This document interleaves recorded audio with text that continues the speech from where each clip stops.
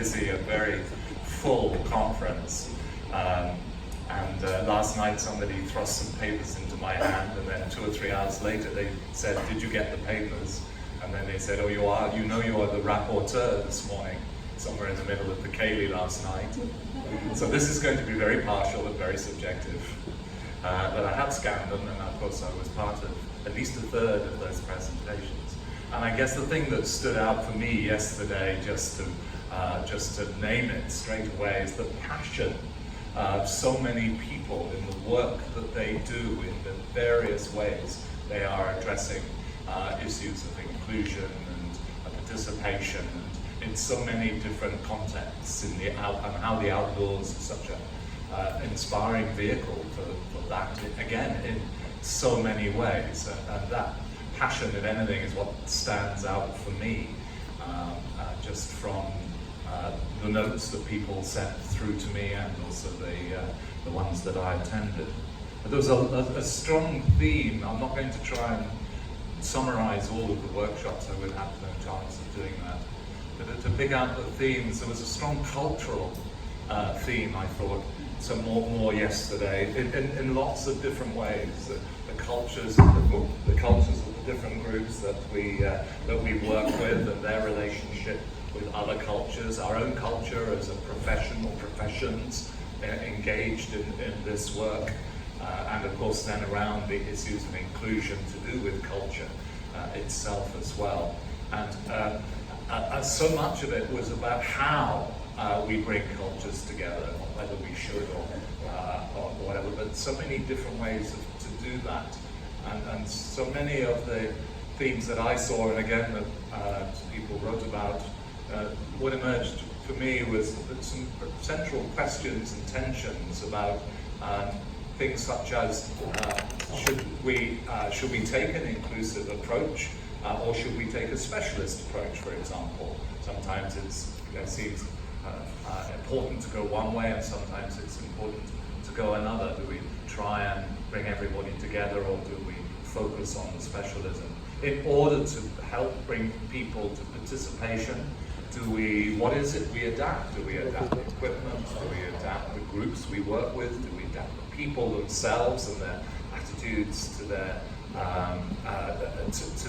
the participation, to the sport, to the outdoors?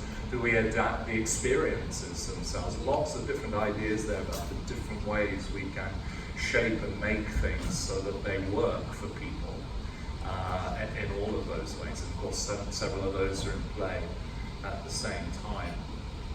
And there were other tensions as well around the ethics of our work, how we actually, what right do we have sometimes to engage with communities that haven't sought to engage with us necessarily, and yet to us seem that to engage with them and to help them to participate in our cultures and in our outdoor spaces really seems an imperative. So that, certainly in a couple of workshops I was in, and there was some great case studies of how to do that that I heard people talking about, particularly I think it was a Welsh example, how the Welsh culture is restoring its identity somehow through participation in its landscape, in its culture, with its language, and how that is working. I would love to see that in my part of England and see how that would work there. So lots of take-homes too, which is for me are always a good sign of a conference. Lots of things I can take away. And I guess standout for me then, that sort of, because we were all talking about the how, one of the standouts for me personally was that one of the workshops in here where, and I'm not going to try names because I will not remember them properly or pronounce them correctly, but the universal design for learning, I carried it with me so I got that right. I found that idea, here we are with different ways of presentation, different ways of expression, different ways of engagement, that all of us are finding our own paths. And I think that's, for me, what stood out yesterday was so many examples of the fact that the outdoors is just such a fantastic space for these principles to work. Because not only can we as practitioners and as facilitators find lots of different ways in working with people to include them and to help them to participate and for us to participate with them. There are just so many different ways we can do this. There are so many different ways those participants themselves can come to us and navigate their own ways into being alongside us, being with us, and having the benefits that we all value.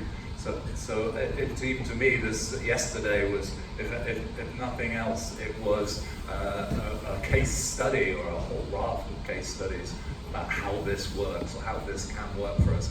And that outdoor space is such a great place to be creative and to find your way.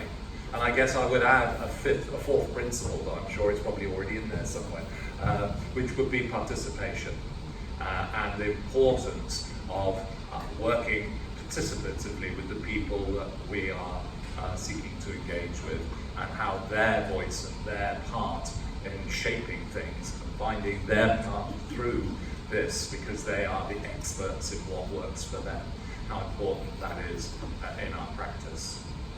So I hope that gives some sort of a feel for my experience of yesterday and some of the other chairs, how they spoke. I'm really looking forward to today. Thank you, Thomas.